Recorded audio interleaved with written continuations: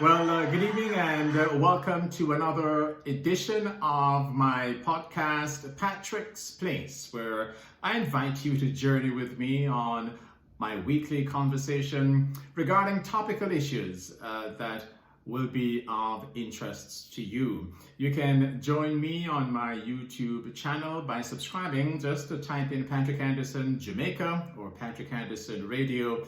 The podcast will pop up and you can subscribe and journey with us. This week's podcast will be taking a look at the latest Don Anderson poll and what it's telling me. I will tell you what I'm extrapolating from it. Remember that on August 30, my next podcast, I will be forecasting the outcome of the election. This podcast, I'll be looking at some of the issues, at some of the numbers. I get very excited when I get into the weeds, and I hope you are, just as I am. Just get after it right now. The latest poll, Anderson was in the, no relation, I must tell you, and so that for full disclosure, I am not related to Don Anderson. But he was in the field, his market research company was in the field from August 2 through 11. Remember that the Prime Minister, Andrew Holness, made the announcement of the election date on Sunday, August 10. So, you know, the pollster might have captured some of the fervor leading up to the announcement on August 10, a couple of days before the announcement was made that the Prime Minister would be announcing the date. So he could have caught some of the fervor.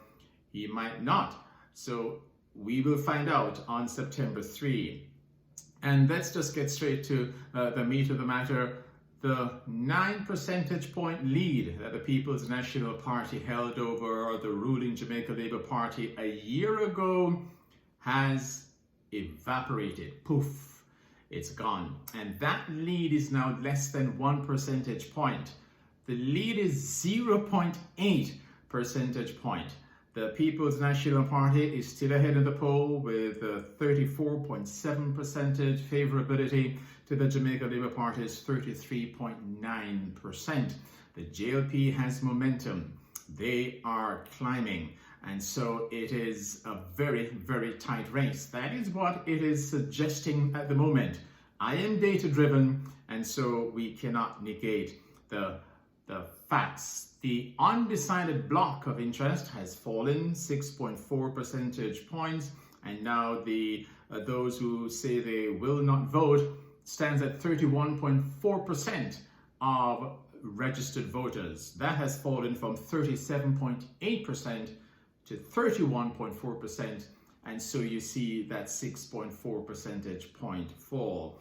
Let me first of all put everything in context for you that the latest voters list, which was released on May 31, has 2,077,799 voters on the list registered and eligible to vote. Over 24,000 names were added to this latest voters list. That's the list of record, and these are the voters that will be eligible on September 3. Now, here's what is interesting. 31.4% of the registered voters are undecided, with 14% saying they're not sure and 17% saying they will not vote.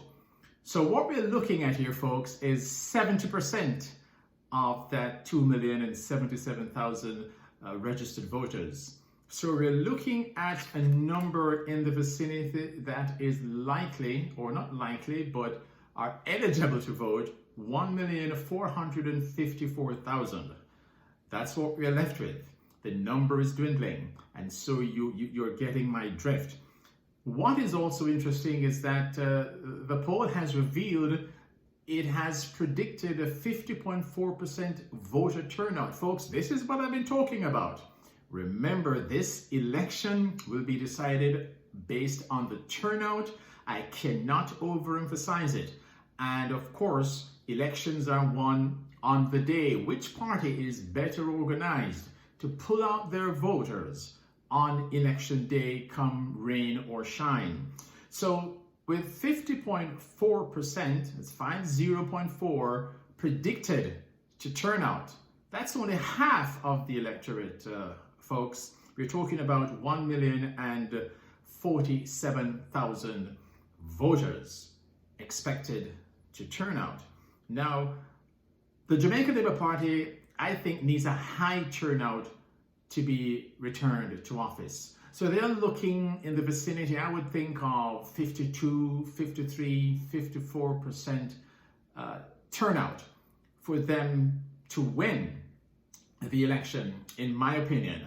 For the People's National Party, they need a low turnout, and it is trending in that direction. So we're looking at if you see a number such as 1,080,000 voters turning out, that's 52%, or upwards of 1,100,000 voters turning out, that's 53%.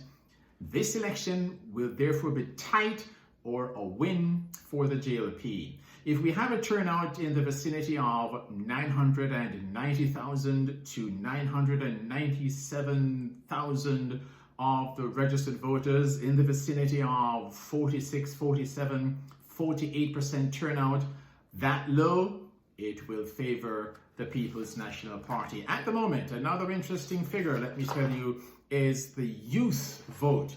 There is abject youth apathy. And that's an area where the Jamaica Labour Party has been strong over the last 10, 15 years, the last two election cycles. And let's not focus too much on the 2020 COVID elections. That was an outlier, a 37% turnout, understandable. Although here in the United States, we had 154 million people turning out to vote, and extremely one of the highest turnouts. Here in the US in 2020, in Jamaica, it was extremely low and suppressed. So, what happened here as well, there was a narrow majority. It sounds contradictory, but true, because what happened was that the current president, Donald Trump, won the 7 battleground states by 1.5 percentage points. Very narrow, but he won them all and then had a narrow majority.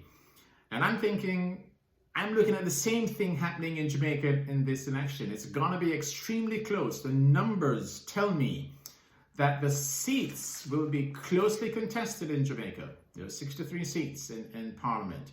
It's going to be very closely contested. That's what these figures are telling me.